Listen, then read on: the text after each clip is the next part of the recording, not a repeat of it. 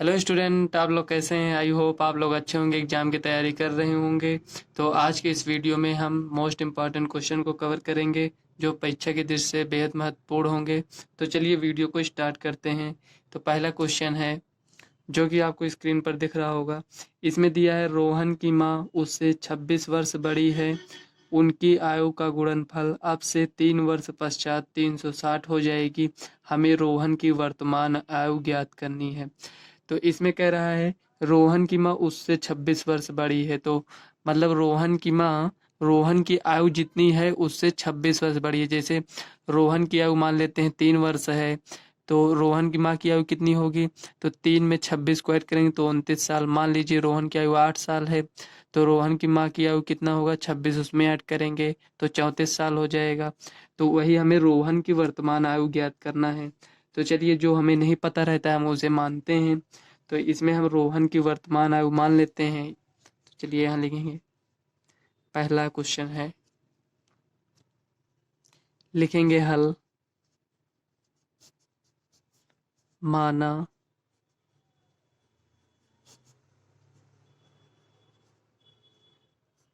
रोहन की वर्तमान आयु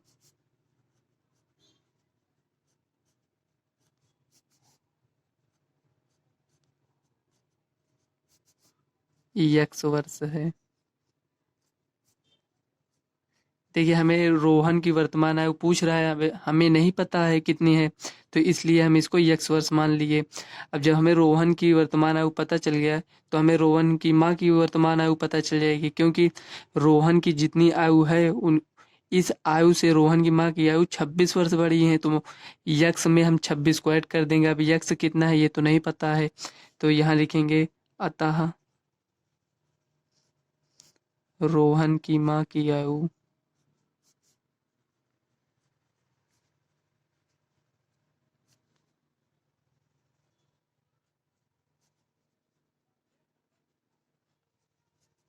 x+26।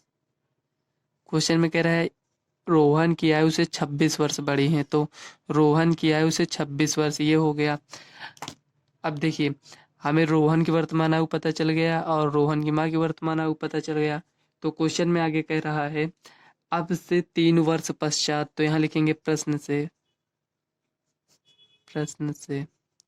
तो अब से 3 वर्ष पश्चात मतलब वर्तमान आयु जितनी है, जैसे मान लीजिए वर्तमान आयु 5 वर्ष है, तो 3 वर्ष पश्चात कितना हो जाएगा? 5 में 3 को ऐड कर देंगे तो 8 वर्ष हो जाएगा।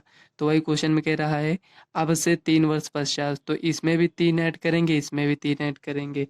तो कह रहा है अब से 3 वर्ष पश्चात दोनों की आयु का गुणनफल, मतलब जितना रोहन की आयु है और जितना रोहन की माँ की आयु है उसका गुणनफल हमारे पास है 360 है। तो यहाँ हम लिखेंगे, सबसे पहले हम इसमें ऐड करेंगे क्योंकि 3 वर्ष पश्चात कह रहा है। तो यहाँ लिखेंगे x+3, इसमें ऐड करेंगे और इसमें भी 3 ऐड करेंगे, x+26+3 ये हो गया।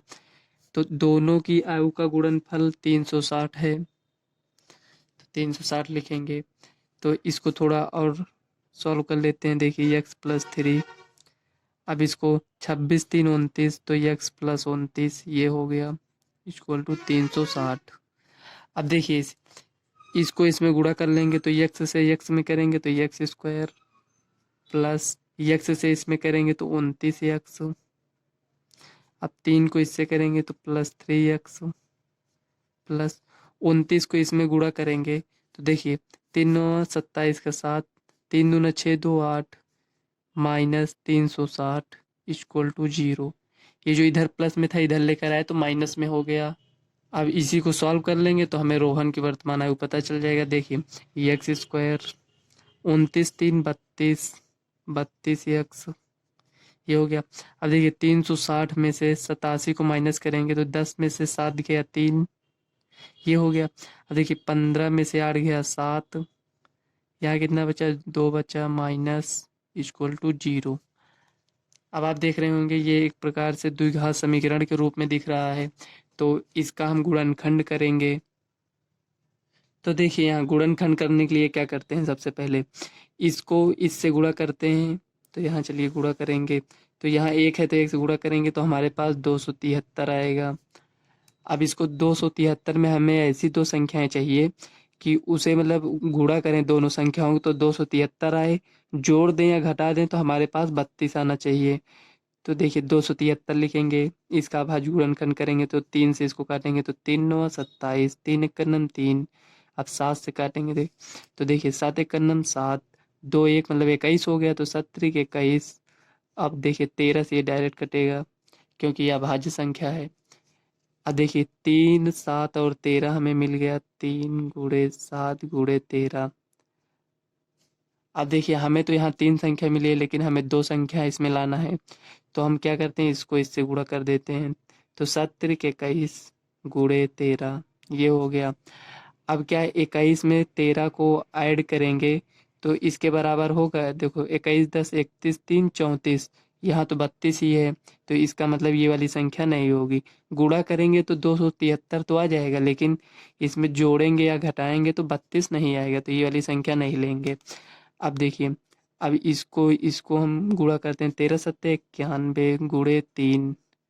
अब देखिए ये ज़्यादा बड़ी संख्या है ये छोटी संख्या है तो इसको भी नहीं लेंगे क्योंकि ये बहुत बड़ी संख्या है, इसमें अगर हम जोड़ेंगे तो 94 आएगा और माइनस भी करेंगे तो हमारे पास 88 आएगा, तो ये भी नहीं होगा।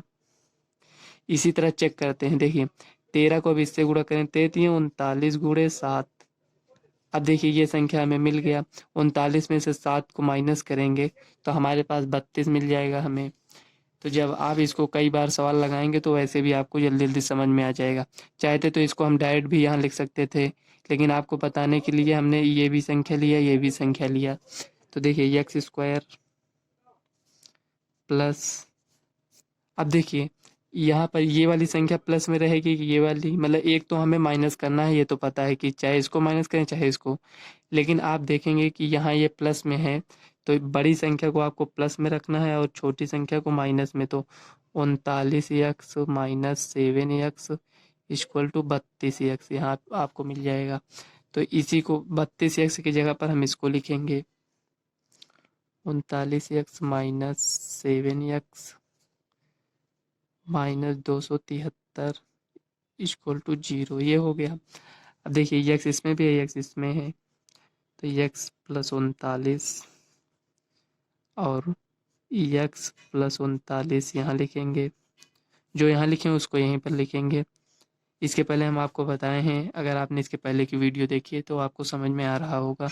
तो देखिए यहाँ एक्स है यहाँ भी एक्स है लेकिन यहाँ तो -7x है, यहाँ प्लस लगाएं तो ये भी माइनस में लिखना पड़ेगा हमें।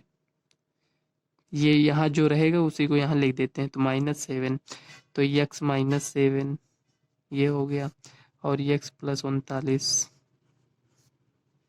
अब आप देखेंगे कि ये द्विघात समीकरण था तो इसके दो मूल आएंगे, एक तो आएगा यक्स बराबर 7, जीरो से तुलना करेंगे तो एक आएगा माइनस में 39, इसको जीरो मतलब ये जो बराबर की साइड ले जाएंगे तो माइनस में आएगा 39। लेकिन इसमें तो हमें आयु बतानी है रोहन की, तो ये वाली संख्या होगी ये वाली। अब देखिए रोहन की आयु है वो तो निगेटिव होगी नहीं तो पॉजिटिव वैल्यू लेंगे तो यक्स बराबर 7 हुआ। तो यक्स बराबर 7 हमारे पास क्या है, रोहन की वर्तमान आयु। तो यहाँ हम लिखेंगे अतः रोहन की वर्तमान आयु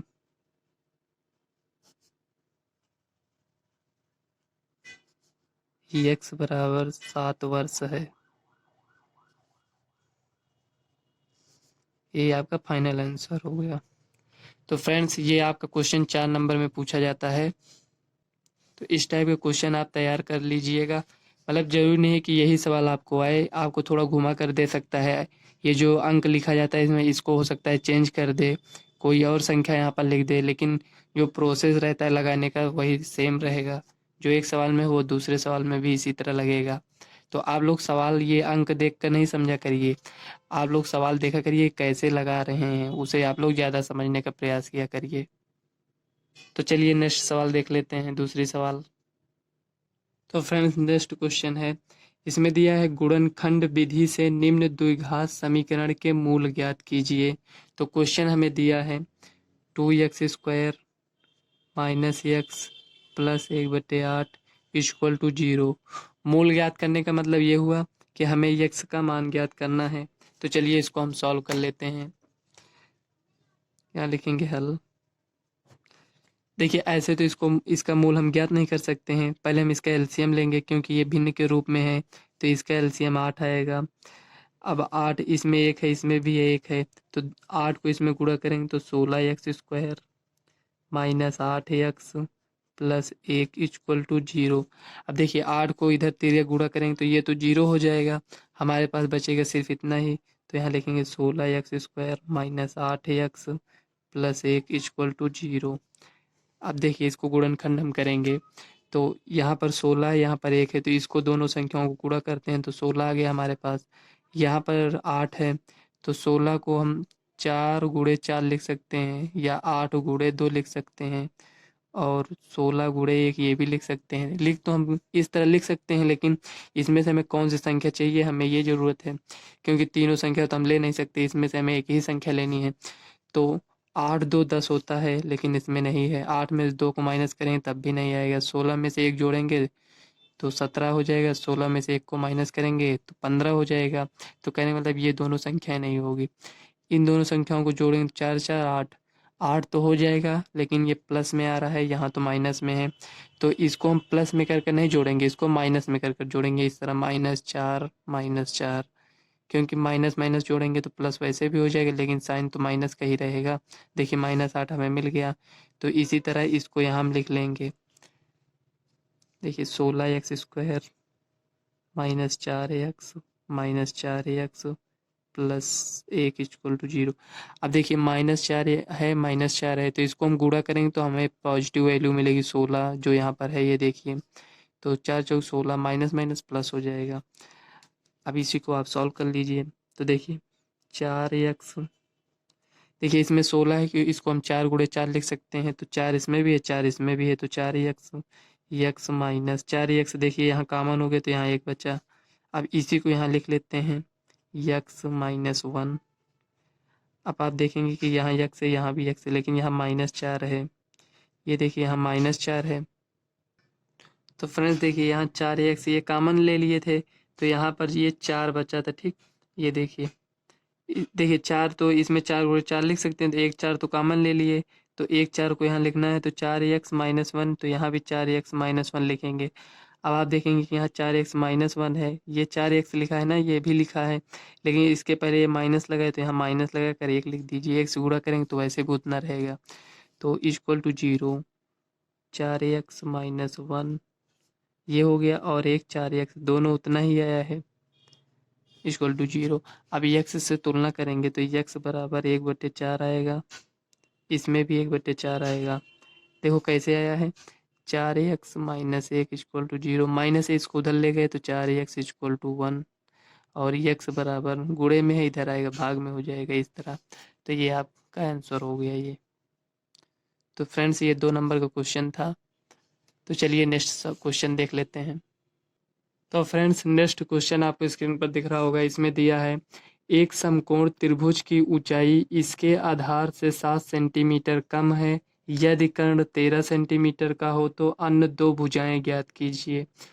तो आप देख रहे होंगे कि ये जो इसमें दिया है 7 सेंटीमीटर, ये तो ना ही हमें ऊंचाई दिया है ना तो आधार दिया है, इसमें ये कहा है कि ऊंचाई जो है इसके आधार से 7 सेंटीमीटर कम है।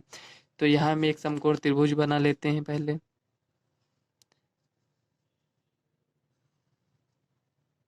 देखिए समकोण त्रिभुज ये हो गया। समकोण त्रिभुज हम किसे कहेंगे, जिसमें एक कोण 90 का हो, तो ये मान लीजिए ये हो गया ABC, इसको ऐसे मान लेते हैं।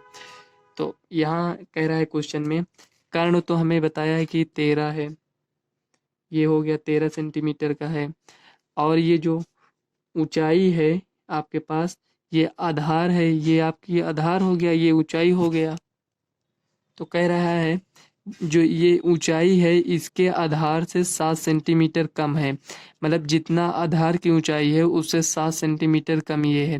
तो ये जो आधार है इसे हम x मान लेंगे, तो जितना ये आधार हो गया इससे 7 सेंटीमीटर ऊंचाई है, मतलब तो x में से मतलब ये जो आधार है इसमें 7 हम माइनस कर देंगे, क्योंकि क्वेश्चन में कह रहा है जितना आधार है, ये मान लेते हैं यक्स है, तो इस और जो ऊंचाई है आधार से 7 सेंटीमीटर कम है, तो आधार से 7 सेंटीमीटर कम है तो कम कर दिए इसमें।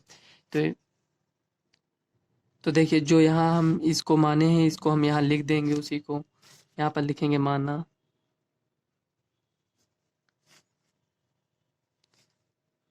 त्रिभुज ABC का आधार क्या है, BC बराबर x सेंटीमीटर है। तो इसकी ऊंचाई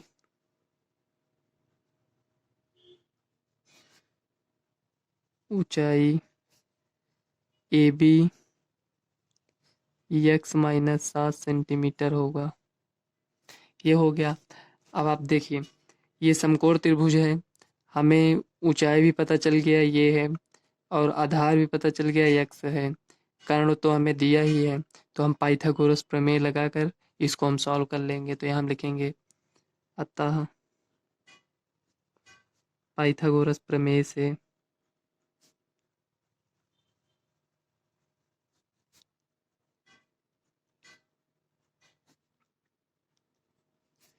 ये हो गया। अब देखिए पाइथागोरस प्रमेय क्या कहता है, कर्ण का स्क्वायर लंब का स्क्वायर प्लस आधार का स्क्वायर। आप चाहे इसको पहले लिख दीजिए चाहे इसको पहले लिख दीजिए, उससे कोई प्रॉब्लम नहीं होगी। तो देखिए कर्ण कितना है, 13 है, तो 13 का स्क्वायर। लंब हमारे पास कितना है, x माइनस 7 है, इसका स्क्वायर करेंगे प्लस आधार कितना है, x स्क्वायर। अब इसी को सॉल्व कर लेंगे। 13 का स्क्वायर करेंगे तो 169 आएगा।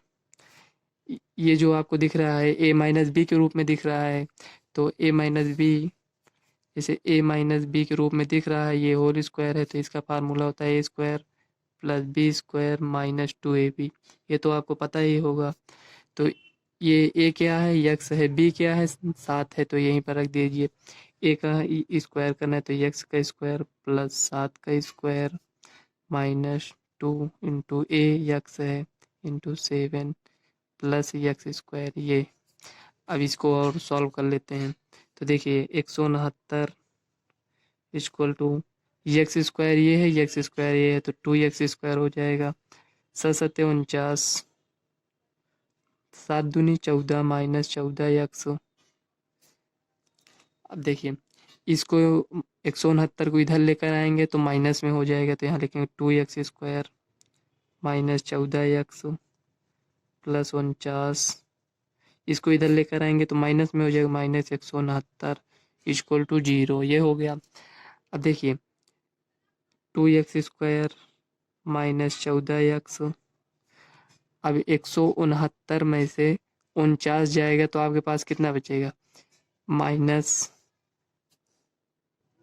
तो देखिए 9 में से 9 गया 0, 6 में से 4 गया 2, 120 बचेगा इक्वल टू 0।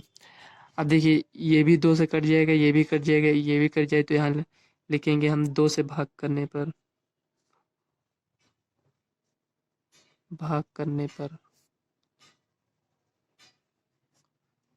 आप चाहे इस तरह लिख दीजिए चाहे कॉमन ले लीजिए, दोनों एक ही बात है। तो x स्क्वायर माइनस 7x भाग करेंगे तो ये 2 से 2 कट जाएगा, इसमें 2 से करेंगे तो 7 आएगा, इसमें 2 से करेंगे तो 60 हो जाएगा। ये हो गया। अब देखिए 60 है तो हमें इसका गुणनखंड करना पड़ेगा। तो 60 को हम क्या क्या लिख सकते हैं, एक तो लिख सकते हैं 15×4, 15 चौको 60, एक तो 12 पंचे 60 लिख सकते हैं, 30 दूना 60 लिख सकते हैं। इस तरह अगर आपको इस तरह नहीं समझ में आता है इसको कैसे ये जो 15 और 4 लिख दिए तो इसका आप अभाज्य गुणनखंड कर लीजिएगा। तो देखिए इसमें से हम देखेंगे कि 15 और 4 19, 15 में से 4 जाएगा 11, ये नहीं बनेगा, इसको कट कर दीजिए।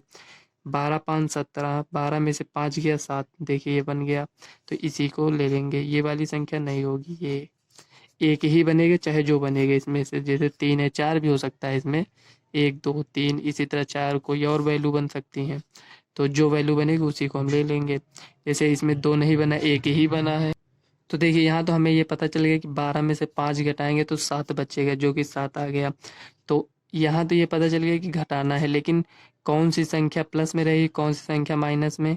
तो यहाँ देखा करिए, ये माइनस में है तो बड़ी संख्या को माइनस कर दीजिए, इसको प्लस कर दीजिए, तो ऐसे -12 + 5 ये हो गया। तो इसी को यहाँ लिखेंगे एक्स स्क्वायर। ये जो यहाँ यक्स लगा देते हैं, यहाँ नहीं लिखते हैं, यहाँ पर यक्स रहता है आपको यहाँ, जैसे -12x + 5x = -7x, ये इस रूप में रहता है। तो आपको यहाँ नहीं बताते हैं, लेकिन यहाँ पर लिखते हैं तो समझ में आता होगा। ये बता भी दिए हैं, ये देखिए यहाँ पर। अब देखिए -12x + 5x -60 = 0, ये हो गया। अब इसमें भी x है, इसमें भी x है, तो x -12 x -12 ये हो गया। अब देखिए यहाँ पर 5 है, 5 लगा दीजिए, प्लस 12 पंचे 60, देखिए ये इतना आ गया, तो x + 5 x -12 ये हो गया = 0। अब देखिए x + 5 है तो x बराबर -5, 12 ये हो गया। अब आप देखेंगे कि ये जो -5 है, त्रिभुज की लंबाई है, तो ये माइनस में हो नहीं सकती, तो इसको नहीं लेंगे, इसको छोड़ देंगे, तो x बराबर हमारे पास 12 आया। ये क्या है, आधार है। और ऊंचाई ज्ञात करने के लिए x -7 = 12 -7 = 5। तो आधार हमारे पास आया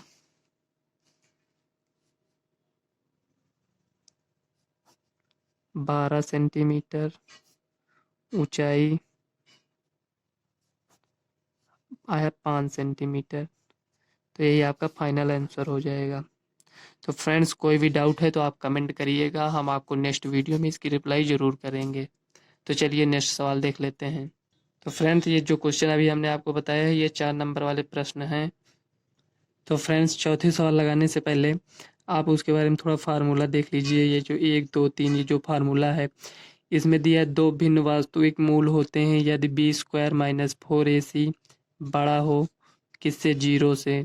2 बराबर वास्तविक मूल होते हैं यदि b² - 4ac बराबर हो 0 के। कोई वास्तविक मूल नहीं होता यदि b² - 4ac कम हो 0 से। मतलब इसमें जो पहला आपने देखा इसमें, तो ये आपको द्विघात समीकरण इस तरह से दिया रहेगा। तो उसमें जब ये जो निकला है, ये b² - 4ac ये विविक्तर है आपका। तो विविक्तर जब आपका 0 से बड़ा होगा, मतलब कि पॉजिटिव वैल्यू होगी, तो इसके 2 भिन्न वास्तविक मूल होंगे। मतलब कि x के जो मान होंगे वो 2 अलग अलग मान होंगे। जैसे x का मान 2 आ गया और x का मान 1 6 आ गया, अलग अलग मान आएंगे मतलब। तो इस तरह होगा। और इसमें 2 बराबर वास्तविक मूल होते हैं। तो जब हम विविक्तर निकालेंगे तो इससे हमें ये पता चल जाएगा कि जो इसको हम सॉल्व करेंगे, तो जैसे मूल ज्ञात करते थे उसी तरह इसको हम सॉल्व करेंगे, तो x का जो मान आएगा हमारे पास, वो दोनों मान बराबर आएंगे। जैसे x का मान 1 6 आया, तो 2 भी जो दूसरा मान होगा वो भी 6 आएगा। और इसमें है कोई वास्तविक मूल नहीं होता। ये जो विविक्तर निकालेंगे 0 से छोटा आएगा, तो 0 छोटा मतलब निगेटिव वैल्यू आएगी, तो इसमें कोई वास्तविक मूल नहीं होता, मतलब इसका कोई हल नहीं होगा। तो ये आपने समझ लिया। तो चलिए अब इसका हम सवाल देख लेते हैं। तो फ्रेंड्स, चौथी सवाल है, इसमें कह रहा है निम्न द्विघात समीकरणों के मूलों की प्रकृति ज्ञात कीजिए, यदि मूलों का अस्तित्व हो तो उन्हें ज्ञात कीजिए। तो चलिए इसमें जो सवाल दिया है उसे सॉल्व कर लेते हैं। तो फ्रेंड्स, इसमें कह रहा है कि यदि मूलों का अस्तित्व हो तभी हमें इसको ज्ञात करना है, नहीं तो नहीं ज्ञात करना है। तो चलिए इसको हम चेक कर लेते हैं कि इसका मूलों का अस्तित्व है कि नहीं। इसे हम चेक करने के लिए पहले हम विविक्तर ज्ञात करेंगे। तो चलिए इसको हल कर लेते हैं। हल, तो ये जो लिखा है, तो यहाँ हम लिखेंगे उपर्युक्त समीकरण की तुलना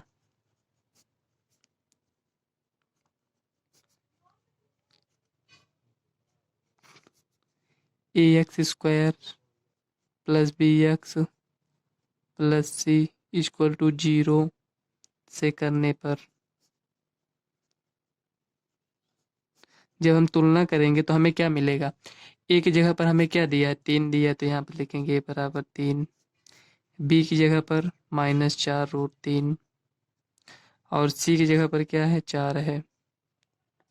ये हो गया। अब बी वेक्टर हम ज्ञात करेंगे, मतलब डी, इसको डी से रिप्रेजेंट करते हैं, तो डी बराबर क्या होता है, बी स्क्वायर माइनस 4ac। अब देखिए बी का मान यहाँ रखेंगे तो ये -4√3 का होल स्क्वायर -4 इंटू ए का मान 3 है गुणे सी का मान 4 है, ये हो गया। अब देखिए इसको सॉल्व करेंगे, पहले माइनस का स्क्वायर करेंगे तो प्लस में हो जाएगा, 4 का स्क्वायर करेंगे तो 16, √3 का स्क्वायर करेंगे तो 3 बचेगा, -4 गुणे 3 गुणे 4, ये हो गया। अब देखिए 16 तियाँ 48, 4 तियाँ 12 चौक 48 -48 इक्वल टू 0। अब देखिए आपके पास भी वेक्टर क्या आया है, 0 आया है। तो अभी हमने आपको बताया है कि जब भी वेक्टर 0 शून्य हो जाए तो आपके का जो दो मूल प्राप्त होगा वो दोनों बराबर होंगे। तो कहने का मतलब जो यक्स का मान आएगा दोनों का सेम मान आएगा। तो चलिए इसको हम सॉल्व कर लेते हैं। तो इसमें क्वेश्चन में कहा था कि मूलों का अस्तित्व हो तभी इसको सॉल्व करना, जैसे इसमें 0 आ गया या पॉजिटिव वैल्यू कोई आई होती तब हम सॉल्व करते।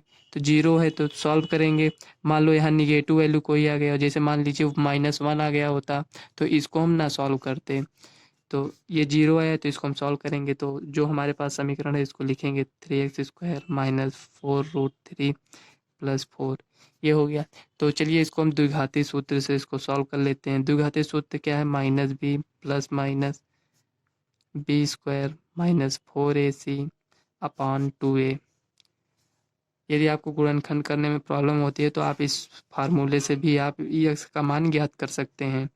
तो चलिए देखिए b का मान हमारे पास है -4√3, तो माइनस इसमें पहले से है तो माइनस उसमें भी है तो प्लस हो जाएगा, तो 4√3 प्लस माइनस b² -4ac का मान अभी हमने निकाला, कितना आया था, 0 आया था, अपॉन 2 गुणे a का मान है 3। अब देखिए ये तो 0 पूरा हो गया तो यहाँ पर हमारे पास बचा 4√3 अपॉन 3 दूना 6, 2 दूनी 4, 2 तिहाई 6, ये हो गया। अब देखिए यक्स बराबर हमारे पास है 1/2√3 अपॉन 3, ये हो गया। तो देखिए फ्रेंड, आप चाहे तो इसको इस रूप में लिख सकते हैं। तो ये जो आया प्लस माइनस दोनों में होगा, ऐसा नहीं होगा, प्लस माइनस दोनों में नहीं होगा। क्यों नहीं होगा, क्योंकि अगर यहाँ ये जो कुछ है यहाँ पर अगर यहाँ बचता तो ये प्लस माइनस होता, यहाँ तो नहीं है ना प्लस माइनस, सिर्फ यहीं पर है, ये तो पूरा कट गया था, 0 हो गया था। तो ये 4√3 यहाँ लिखे, 2 गुणे 3 6 लिखे, इसको कैंसिल किए तो 2/3 आया, इसको √3। तो इसके दो मूल होंगे हमें पता है, तो एक मूल इसी तरह और होगा सेम सेम 3, ये हो गया। आप इसको इस रूप में भी लिख सकते हैं, चाहे आप इसको इस तरह लिख दीजिए, या 2√3 अपॉन 3 को हम क्या लिख सकते हैं, √3 गुणे √3, इस तरह लिख सकते हैं। √3 से √3 कैंसिल, 2/√3। तो ये भी आपका आंसर सही है, ये भी सही है, आप दोनों को लिख सकते हैं। चाहे आप इसको लिख दीजिएगा चाहे इसको, दोनों में से कोई एक ही आप लिखिएगा, लेकिन तो यही आपका आंसर हो जाएगा। तो हम आशा करते हैं आपको सवाल समझ में आई होगी। तो चलिए देख लेते हैं नेक्स्ट सवाल। तो फ्रेंड्स, क्वेश्चन आपको स्क्रीन पर दिख रहा होगा, इसमें दिया है निम्न द्विघात समीकरण में k का ऐसा मान ज्ञात कीजिए कि उसके दो बराबर मूल हों। तो एक समीकरण हमें दिया है kx x-2 + 6 = 0। तो इसमें ये जो k है, हमें इसका ऐसा मान ज्ञात करना है कि इसके दो मूल बराबर हों। दो मूल बराबर होने का मतलब विवेक्तर 0 आना चाहिए। तो इसमें ये जो दिया है, इसको हम पहले इसको सॉल्व करते हैं, इसको इससे गुणा करेंगे तो यहाँ लिखेंगे हल। देखिए क्वेश्चन में आपसे साफ साफ बोला है कि दो बराबर मूल हों, तो किसमें दो बराबर मूल होते हैं, तो इसके पहले की सवाल अभी हमने आपको बताया है कि दो मूल बराबर कब होते हैं, जब विविक्तर आपका 0 होता है। तो इसीलिए आपसे कहते हैं कि फार्मूला आप लोग याद करते चलिए ताकि आपको सवाल लगाने में कोई प्रॉब्लम ना हो। तो देखिए इसको इससे गुणा करेंगे तो kx², इसको इससे गुणा करेंगे तो -2kx + 6 = 0। अब ये जो हमारे पास ये समीकरण है, इसको हम लिखेंगे यहाँ उपर्युक्त समीकरण की तुलना ax² plus bx plus c equal to 0 से करने पर। तो फ्रेंड्स, ये जो सवाल हम आपको बता रहे हैं, इसको आप लोग एक बार अपने आप से प्रैक्टिस करिएगा, नहीं तो आप भूल जाएंगे। एक बार आप अपने आप से लगाए रहेंगे, आप जहाँ कहीं गलत करेंगे तो वहाँ आपको समझ में आएगा कि हाँ, हमसे यहाँ ये गलती हो रही है, तो आप लोग उसे सुधार लीजिएगा। तो देखिए, ax² plus bx plus c equal to 0 से तुलना करेंगे तो a बराबर हमारे पास क्या है, k है, तो यहाँ लिखेंगे a बराबर k, और b बराबर, यहाँ लिखेंगे b बराबर -2k है। यक्स को छोड़कर देखिए, यक्स को छोड़कर क्या है, b है, तो यक्स को छोड़कर पूरी संख्या लेंगे तो -2k, ये हो गया। c की जगह पर 6 है। तो दो मूल बराबर कब होते हैं, जब विविक्तर 0 होता है। तो विविक्तर का फार्मूला यहाँ पर हम लगाएंगे। तो चलिए यहाँ सॉल्व कर लेते हैं।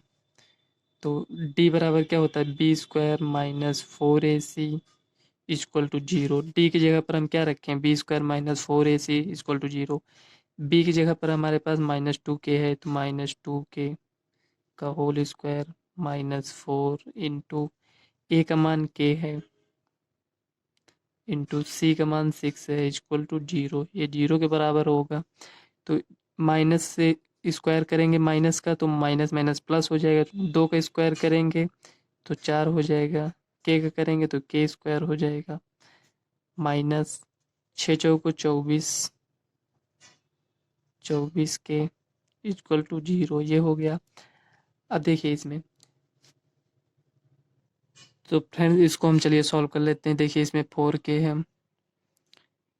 ये हो गया, और ये -24k इक्वल टू 0।